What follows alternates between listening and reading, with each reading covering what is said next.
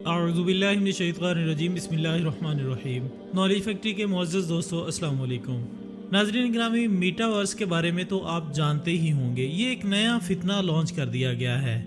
Face بک کی جانب سے لانچ کردہ اس نئے دجالی فتنے کی مدد سے دنیا میں کیا کیا تبدیلیاں رونما ہونے جا رہی ہیں۔ یہ میٹاورس حقیقت میں ہے کیا، اور کیا میٹاورس مسلمانوں کو تباہ کرنے کے لیے ڈیزائن کیا گیا ہے؟ مستقبل قریب میں اس کی مدد سے انسانیت کو کیسے گمراہ کیا جائے گا، یہ جاننے کے لیے ہماری اس ویڈیو کو آخر تک لازمی دیکھیے گا، اور دوسروں کی اصلاح کے لیے اس ویڈیو کو زیادہ سے زیادہ شیئر بھی کیجیے گا۔ تو دوستو چلتے ہیں ہماری آج کی اس ویڈیو کی جانب۔ معزز ناظرین، جیسا کہ آپ سب جانتے ہوں گے کہ ایک معروف social media platform Facebook اپنے نئے ورژن میٹاورس کی جانب جا رہا ہے، جو کہ ورچوئل ریالٹی کی دنیا ہے، اور اس میں بہت ساری ایسی چیزیں ہیں جو کہ آج کی دنیا میں ہمارے لیے ممکن نہیں ہے۔ یہ ایک ایسی دنیا ہوگی جس میں ہم وہ تمام کام کر سکیں گے جو کہ ہم حقیقی دنیا میں نہیں کر سکتے، جیسا کہ ہم ان تمام مقامات پر بآسانی جا سکیں گے جہاں ہم حقیقی دنیا میں کبھی نہیں گئے، یا ہم ایسے لوگوں سے مل سکیں گے جن سے ہم حقیقی دنیا میں مل نہیں پاتے، یا پھر یہ کہ وہ مناظر دیکھ سکیں گے جو کہ ہم اپنی حقیقی دنیا میں نہیں دیکھ سکتے۔ ہم اپنی مرضی کے شاپنگ مالز میں اپنی من پسند اشیاء کی خریداری کر سکیں گے، کاروبار کر سکیں گے، اور حقیقی دنیا کی طرح اس دنیا کے خوبصورت مقامات کی سیر و تفریح سے لطف اندوز بھی ہو سکیں گے۔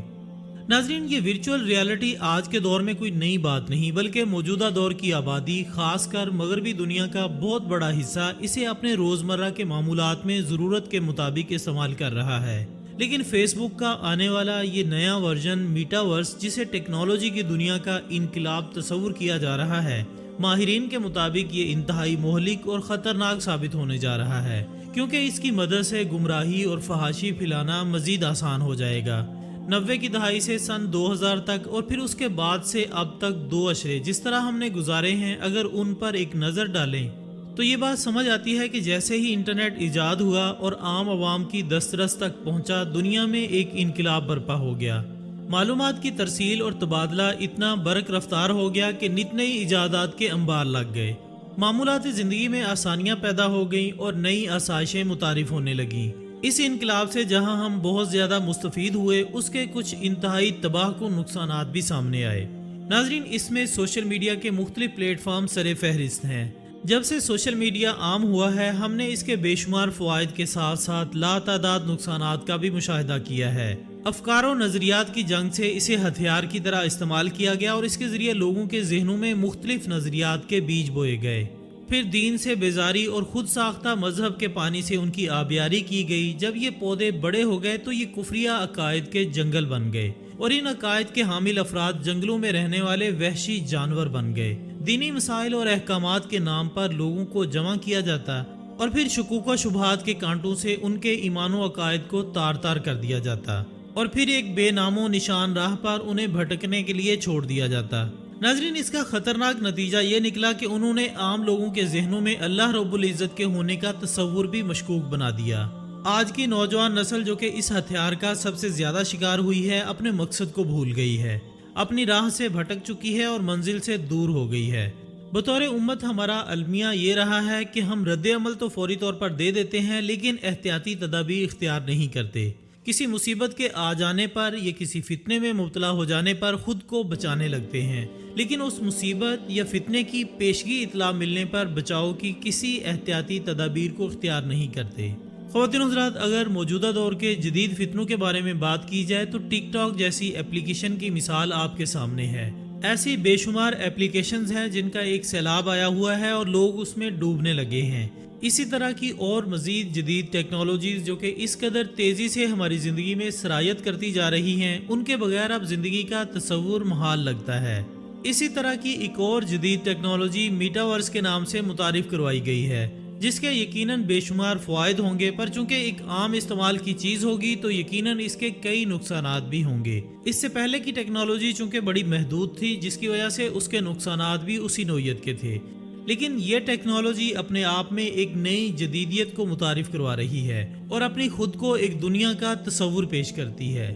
اس ٹیکنالوجی کے تصور کو واضح کرنے کے لیے ایک مختصر سا جائزہ لیتے ہیں کہ اس جدید ٹیکنالوجی سے آگاہی رکھنے والے افراد اس ورچوئل ریالٹی کے بارے میں کیا رائے رکھتے ہیں۔ IT ایکسپرٹس کے مطابق آپ تصور کیجئے کہ آپ کے بہت قریبی عزیز جو کہ اس دنیا سے رخصت ہو جاتے ہیں، لیکن آپ کی ان کے ساتھ انسیت اور قلبی لگاؤ کی وجہ سے آپ اس حقیقت کو تسلیم نہیں کر پاتے، یا پھر یوں کہہ لیجئے کہ بحیثیت انسان ایک فطری خواہش کے زیر اثر آپ چاہتے ہیں کہ ان کو آپ پھر سے دیکھیں اور ان سے بات کر سکیں۔ تو دوستو، موجودہ دور کی دجالی ٹیکنالوجی کی مدد سے اس ورچوئل ریالٹی کی دنیا میں ایسے تصورات بھی موجود ہیں جن میں آپ اپنے ان پیاروں اور ان عزیزوں کو اپنے پاس کچھ دیر کے لیے واپس لا سکتے ہیں، یعنی اس ٹیکنالوجی کے ذریعے ان کا ہولوگرام بنایا جا سکتا ہے اور کمپیوٹر میں ان سے متعلق ہر چھوٹی سے چھوٹی اور اہم بات کو ڈیٹا کے طور پر فیڈ کیا جا سکتا ہے، جس سے وہ ہولوگرام آپ سے نہ صرف اس شخص کی آواز میں بات چیت کر سکے گا بلکہ اپنی میموریز بھی آپ کے ساتھ شیئر کر سکے گا۔ معزز ناظرین، برطانیہ میں ایک بہت بڑی ٹیکنیکل لیبارٹری ہے جو کہ مختلف قسم کی ورچوئل ریالٹی کی ٹیکنالوجیز پر تجربات کر رہی ہے۔ انہوں نے حالیہ دنوں میں ایک ایسا ورچوئل سیمیولیٹڈ انوائرمنٹ بنایا ہے جس میں کوئی بھی انسان ورچوئل ریالٹی کی دنیا میں جانے کے لیے استعمال ہونے والے آلات جیسے VR گلاسز کو پہن کر ایک ایسی ورچوئل ریالٹی کی دنیا میں جا سکتا ہے جہاں وہ آرٹیفیشل انٹیلیجنس کی